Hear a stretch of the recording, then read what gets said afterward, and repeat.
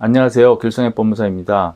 개인회생에서 인가결정을 받은 후에는 보통 3년의 기간 동안 매달 변제금만 잘 납부하면 면책결정을 받을 수 있습니다.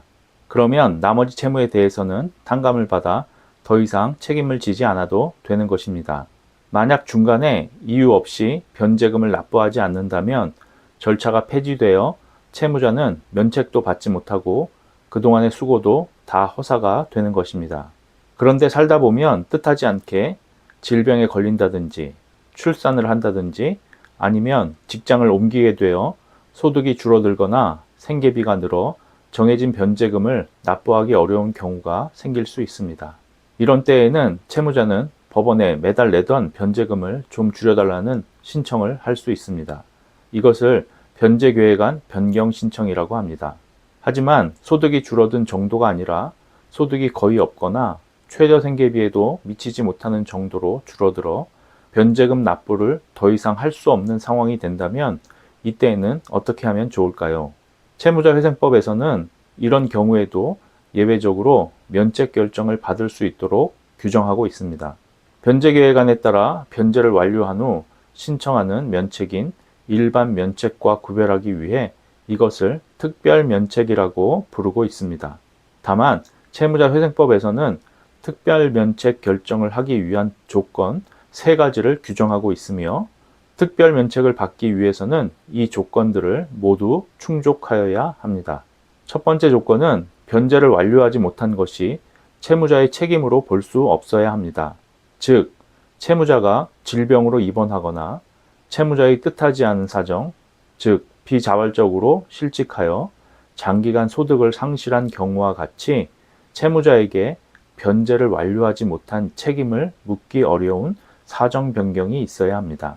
두 번째는 채무자가 파산하는 경우 채권자가 파산 절차에서 배당받을 수 있는 금액 이상의 변제금을 개인회생 채권자에게 보장해 주어야 한다는 의미의 청산가치 보장의 원칙을 충족하여야 합니다.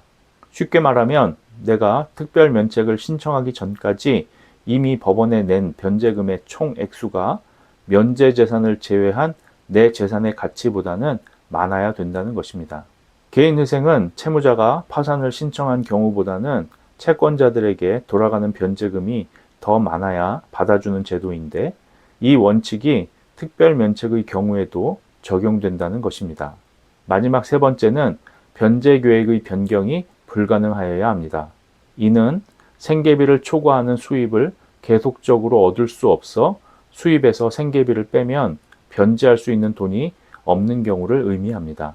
따라서 소득이 감소했지만 변제금이 있는 경우, 즉 변제를 계속할 수는 있지만 변제금을 줄여야 하는 사정이 있는 경우에는 특별면책 신청이 아닌 변제계획안 변경 신청을 하여야 합니다. 즉 특별면책은 이런 변제계획안 변경이 불가능할 정도로 소득이 줄어들었거나 거의 없는 경우에 신청을 할 수 있는 것입니다. 채무자가 특별면책 신청서와 소명자료를 제출하면 법원은 회생위원회 조사와 채권자들의 의견 수렴 절차를 거친 후 채무자회생법에서 정하고 있는 조건들을 모두 충족하였는지를 제출된 자료와 회생위원회 의견서 등을 종합적으로 검토하여 특별면책 여부를 결정하게 됩니다. 법원의 특별면책 결정이 나면 채무자는 변제계획에 따른 변제를 더 이상 하지 않아도 되고 나머지 채무 전부에 관하여 면책을 받게 되는 것입니다. 특별면책제도는 채무자회생법에 명백히 규정되어 있는 제도임에도 불구하고 그동안 크게 활용되지 못하다가 코로나 이후에 서울회생법원과 수원, 부산의 회생법원을 중심으로 제도를 적극적으로 활용하려는 움직임을 보이고 있습니다. 정도의 차이는 있지만 다른 법원들도 점점 제도의 필요성을 느끼고 있으니 혹시 인가 이후에 어쩔 수 없는 사정으로 변제금 납부가 불가능한 상황이라면 회생 자체를 포기하지 말고 꼭 특별면책 가능성 여부를 확인해 보시기 바랍니다. 오늘 영상이 도움이 되셨다면 좋아요, 구독 부탁드립니다. 감사합니다.